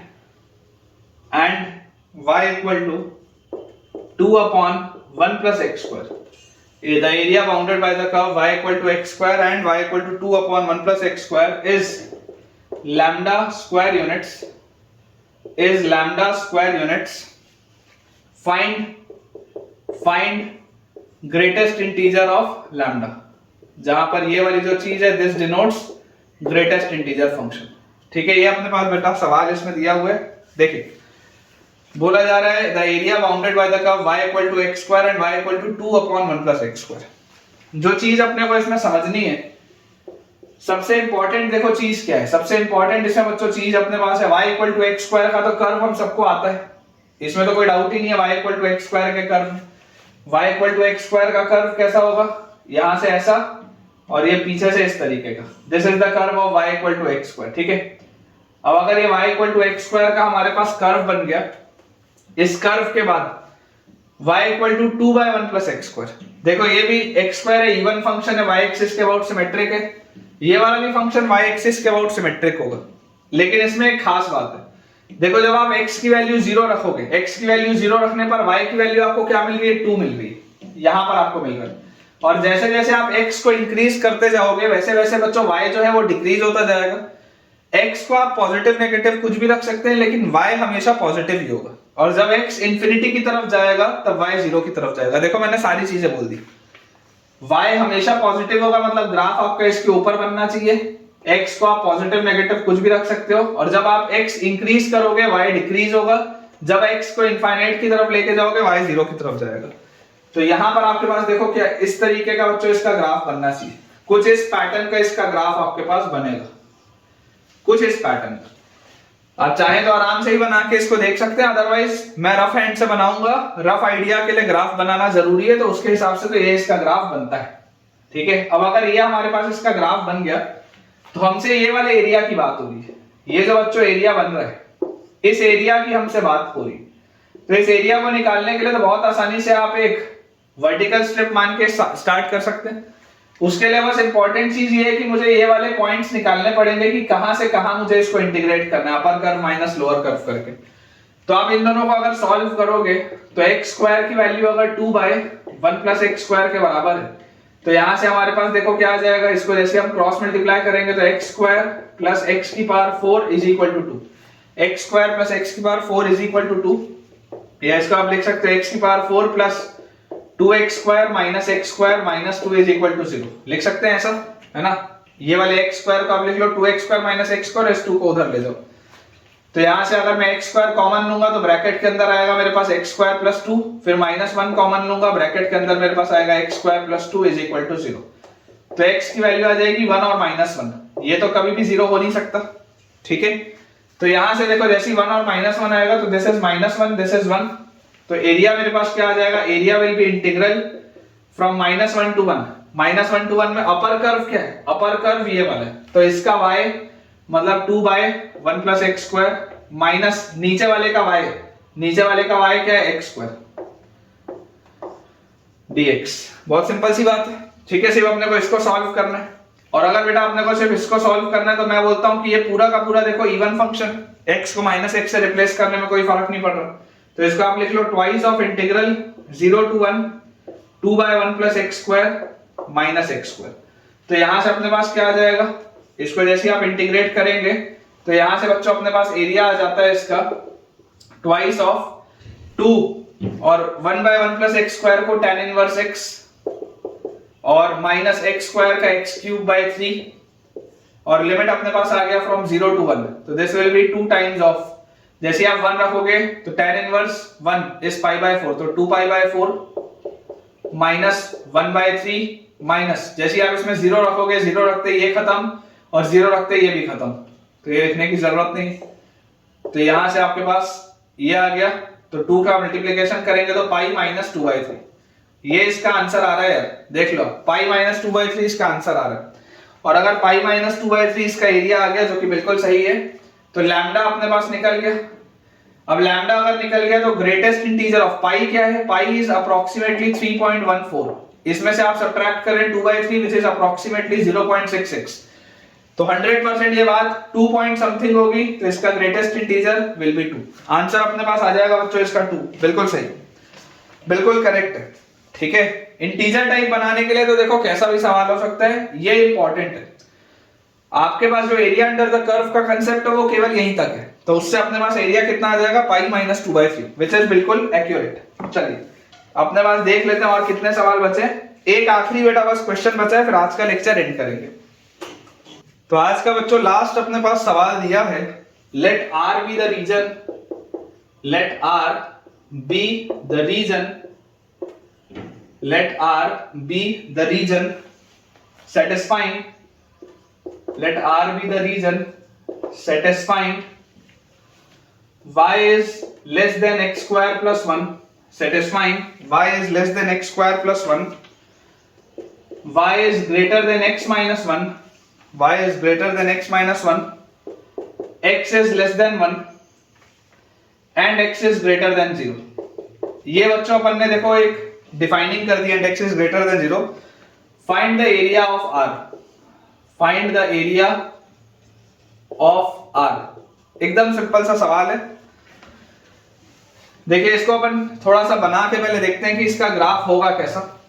लिखा हुआ है अपने पास R be the region satisfying y is less than x square plus 1। तो यार सबसे पहले तो y equal to x square plus 1 का ग्राफ कैसा होता? ये ग्राफ होता y equal to x square plus 1 का। ठीक है, basically y equal to x square का ग्राफ एक यूनिट ऊपर खिसका हुआ।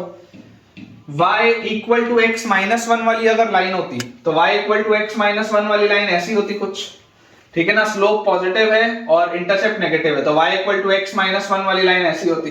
This is y equal to x minus 1, this is y equal to x square plus 1। अब यहां पर बेटा आप देखो x लेस देन 1 और x ग्रेटर देन 0 की बात हो रही है। ये वाली जो लाइन है ये x एक्सिस को कब काटेगी? जब y की वैल्यू 0 होगी।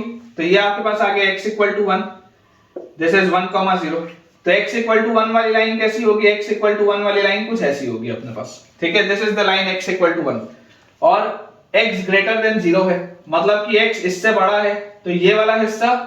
और आपको बोला जा रहा है देखो रीजन सेटिस्फाइंग इससे नीचे, इसके नीचे और इसके ऊपर, मतलब कि ये वाला जो आपको एरिया बेटा दिख रहा है, ये वाला जो रीजन आपको दिख रहा है, इस रीजन की बात हो रही है। देखो आप ध्यान से, इस रीजन की बात हो रही है, satisfying y less than x square plus 1, इससे नीचे का, इस लाइन से ऊपर का और इन दोनों के बीच का। तो अगर ये वाले एरिया की बात हो रही है तो बहुत आसान सवाल हो गया, वेरी इजी क्वेश्चन। एरिया अपने पास क्या आ जाएगा? Area will be integral, area will be integral. देखो यहां पर आपके पास है x की वैल्यू 0 और उसके बाद यहां पर आपके पास है x की वैल्यू 1, तो 0 से 1 तक इंटीग्रेट करना है। अपर कर्व क्या है? अपर कर्व का y है x square plus 1 minus lower curve का y क्या है? लोअर कर्व का y है x माइनस 1 और इसको आपने इंटीग्रेट कर दिया विथ रिस्पेक्ट टू x। तो एरिया अपने पास आ जाएगा x स्क्वायर का x क्यूब बाय 3 प्लस 1 का यहां से प्लस 1 और प्लस 1, तो प्लस 2 का प्लस 2x और माइनस x का माइनस x स्क्वायर बाय 2 और लिमिट अपने पास आ गई 0 से 1। जैसे ही इसमें बच्चों अपन इसको पुट करेंगे एरिया अपने पास आ जाएगा 1/3 प्लस 2 माइनस 1/2 और 0 रखने पे पूरा खत्म। तो यार इसका एलसीएम तो आ रहा है 6, तो 2 प्लस 12 माइनस 3, तो इसका आंसर बच्चों आ जाएगा 11/6। देख लो 2 माइनस 3 माइनस 1, 12 माइनस 1 इज 11, 11/6 इसका आंसर आएगा। बिल्कुल सही, 11/6 जो अपन ने निकाला है वो बिल्कुल ही सही। चलिए, तो इसके साथ बच्चों अपना आज का लेक्चर कंप्लीट होता है। बहुत अमेजिंग सा प्रैक्टिस सेशन था और मुझे उम्मीद है कि आपको आज का प्रैक्टिस सेशन क्वेश्चंस बहुत अच्छे लगे होंगे। तो अगर आपको आज के लेक्चर से थोड़ा भी फायदा हुआ है, इंटरेस्टिंग लगा है, तो मुझे कमेंट्स में बताइए कि आज आपने मुझसे क्या नया सीखा। और जल्दी से इस वीडियो को लाइक करें, चैनल को सब्सक्राइब करें और दोस्तों के साथ इस चैनल को और इस वीडियो को शेयर करें ताकि उन सबकी पढ़ाई बहुत बढ़िया तरीके से हो पाए। Thank you.